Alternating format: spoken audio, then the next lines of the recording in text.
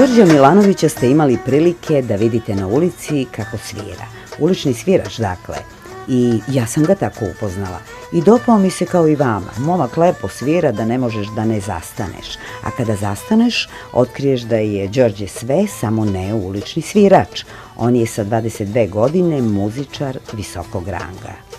Kao mali bio sam vrlo talentovan, majka mi se bavila takođe muzikom i ona je primetila moj talent i odvela me kao dete, mislim imao sam 3,5 godine u školu za muzički talent u Ćupriji, da proveri da li je u pravu, da li stvarno imam taj talent i kad sam otišao tamo, oni su me čuli i rekli su da ne bi trebalo da me puštaju uopšte da čekam 6-7 godina da krenem regularno u školu, nego da bi oni želeli da pitaju, traže dopuštenje od ministarstva da krenem sa 4 godine u školu.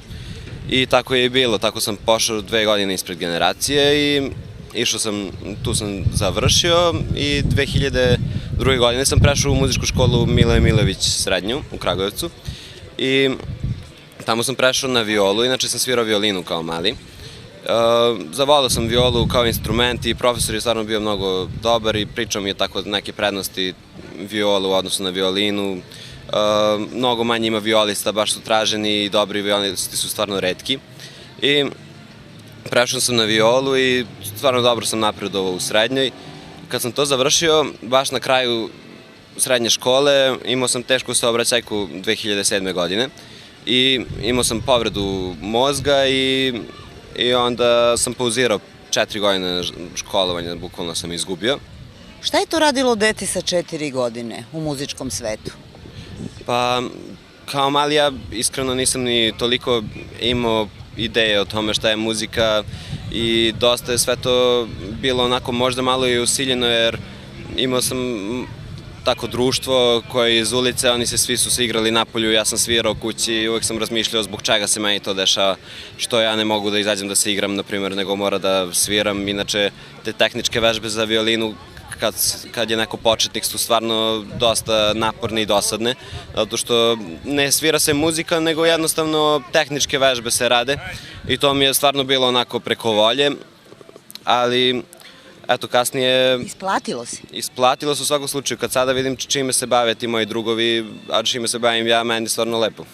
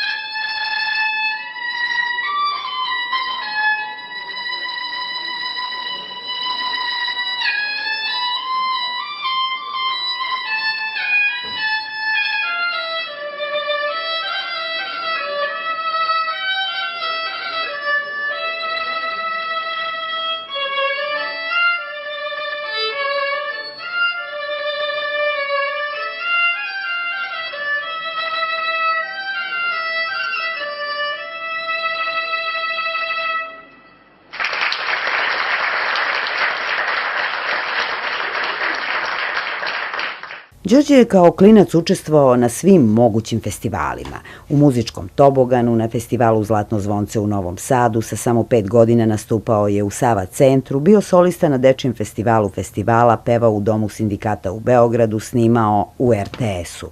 Srednju muzičku školu završio je u Kragujevcu, a onda odlučio da se otisne u svet. Krenuo u Švajcarsku. Profesor iz srednje škole mi je rekao da imam dosta talenta i video je da mi dobro to sve ide i predložio mi je da bi bilo lepo da odem na neki kurs, majstorski kurs, i tako sam se i prijavio za kurs u Švajcarskoj. Upoznao sam profesorku Silviju Simionescu, koja mi je, kad me je čula, odmah je poželjela da budem njen student i bio sam na pripremnoj godini, međutim, nemački jezik nije mi baš išao najbolje i onda sam rešio da se vratim i zbog toga, a i više volim naš način života u Srbiji, tu sam se navikao, tu sam se rodio i lepo mi je i ovde. I sada si ovde. Šta radiš ovde? Pa ovde u Nišu stvarno radim svašta, počevši od fakulteta, dosta imam obaveze i sa orkestrima i dosta nastupa. Nastupe imamo i sa simfonijskim orkestrom, i sa fakultetskim orkestrom, i sa omladinskom filharmonijom. Sviram i u kamernom sastavu Hibridi, sa kojim smo putovali već dosta i po Evropi, i evo sutra isto već idemo za Beč sa omladinskom filharmonijom, sviramo u Muzik Ferajnu. Stižemo do mesta gde smo Đorđa sreli kao uličnog svirača u Nišu. To je onaj momak koga je komunalna policija svojevremeno jurila sa ulice, pa se on naljutio, otišao kod gradonačelnika, a rezultat njegove ljutnje je konkurs koji je opština Medijana nedavno raspisala i koji omogućava uličnim sviračima da se bave svojim poslom na ulici.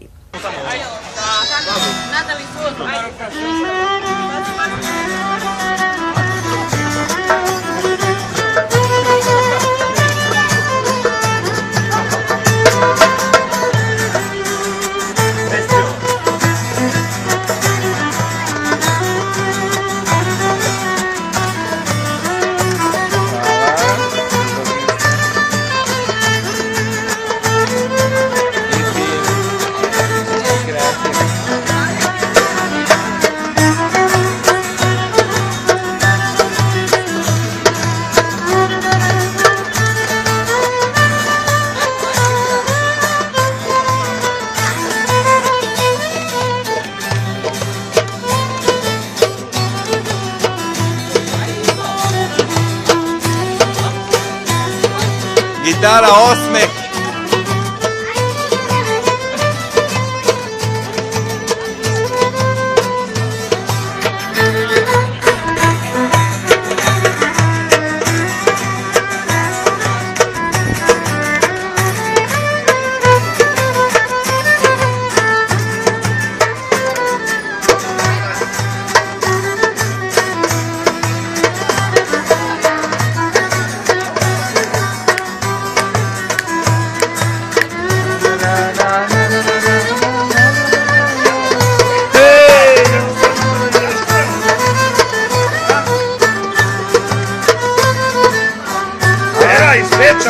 Šta kaže dirigent, kakvi su momci? Taman će da meni da ovo, pazi, dajte mu više, mora maestro da da. To je taj violet, ali mora i za maestra da bude, tako mu dajte više. Ja sam kod Dinki, PDV.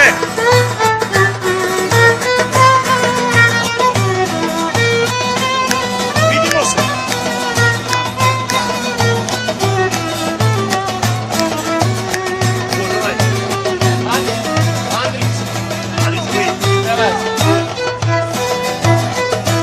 Već da ti dam sve prodam, samo tebe. Ne ispadaj! Ti dole što sediš na podu.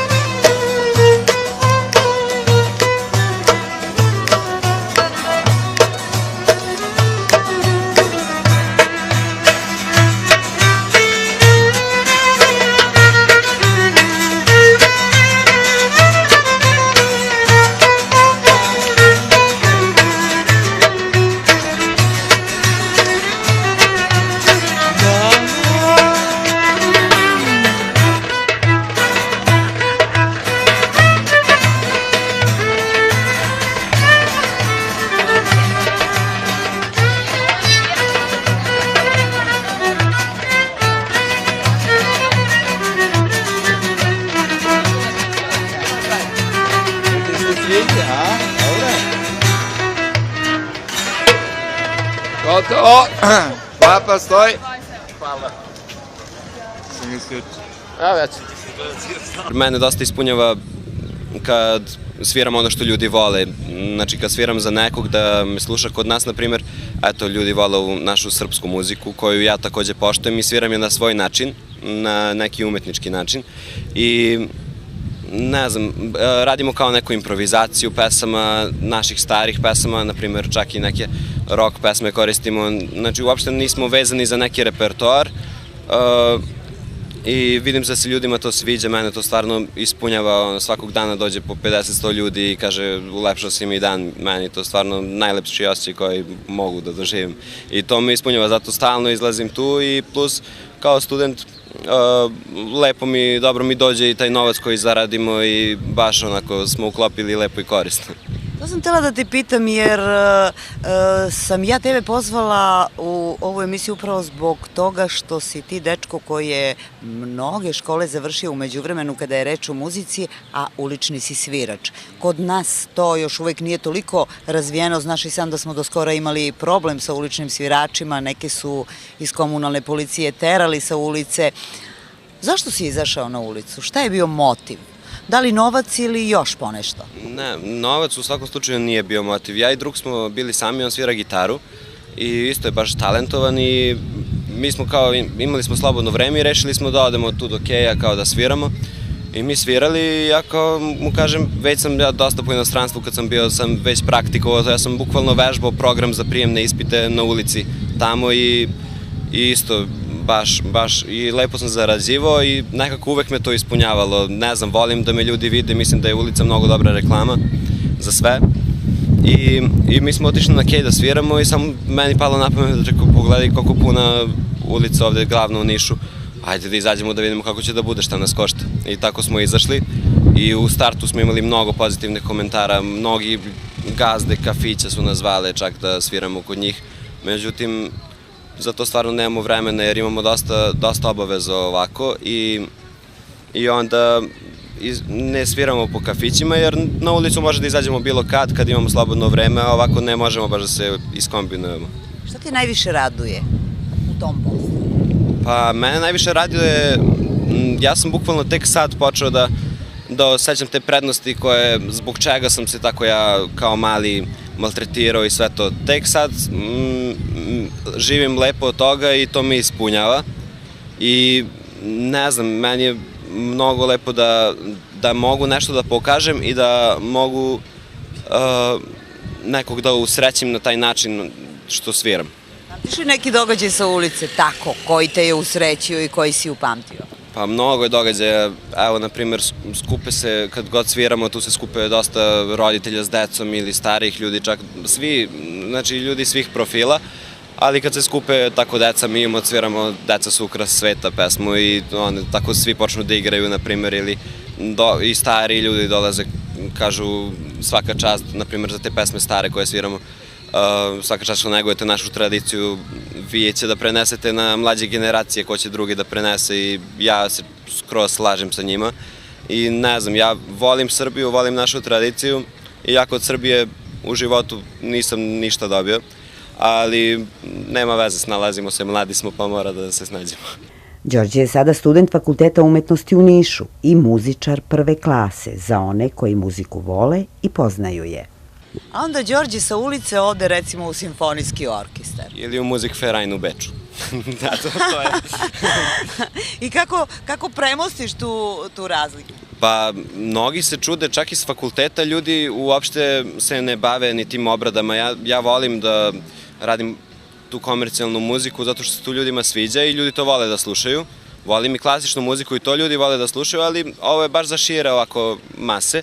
I na YouTube-u sam svašta postavljao baš i od Rihanna i od Eminema i od naših, od Željka Joksimovića isto i od mnogih naših izvođača, Vlatko Stefanovski i tako te stvari. I onda se ljudima to mnogo sviđa i na YouTube-u ima već 5 miliona pregleda, mislim baš lepo, mene to baš ispunjava opet da ponovim. Mnogi ljudi iz fakulteta koji studiraju sa mnom smatrali su, kad su vidjeli čime se ja bavim i da sve skidam po sluhu istog trenutka kad čujem, da to je niži rang muzike, da to jednostavno nema nikakvu vrednost. Međutim, evo sad kako prolazi vreme, skoro su se navikli na to, čak mnoge moje kolege su me pitale da sviraju sa mnom, da probaju, ali ne znam, ja sam to volao još od malena, još od 13. godine sam počeo tako da pokušavam da skidam tako pesme i to mi se usadilo i sad, eto, u istom trenutku ako sam prvi put u životu čuo pesmu, ja ću, ako ništa drugo, da improvizujem i to će mnogo lepo da zvuči. I onda nemam problema sa tim i mnogo mi leži to, ne znam, baš mi se to sviđa.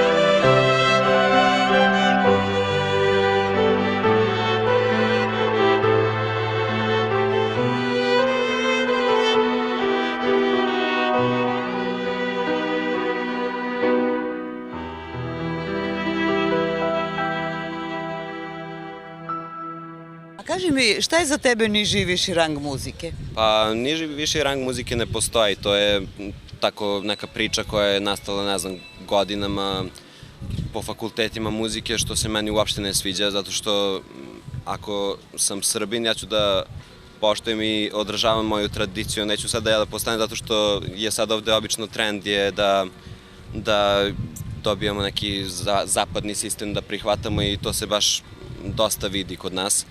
I ne znam, mislim da mi naši ljudi, mi imamo i tradiciju i mnogo dugu kulturnu istoriju da se to zaboravi. I meni bi mnogo bilo drago da postoje još neki ljudi koji se bave time i kojima to znači. Po svemu sudeći ti voliš ovu zemlju, Srbiju, i po svemu sudeći neku svoju budućnost zamišljaš u njoj. Je li tako? Pa jeste tako.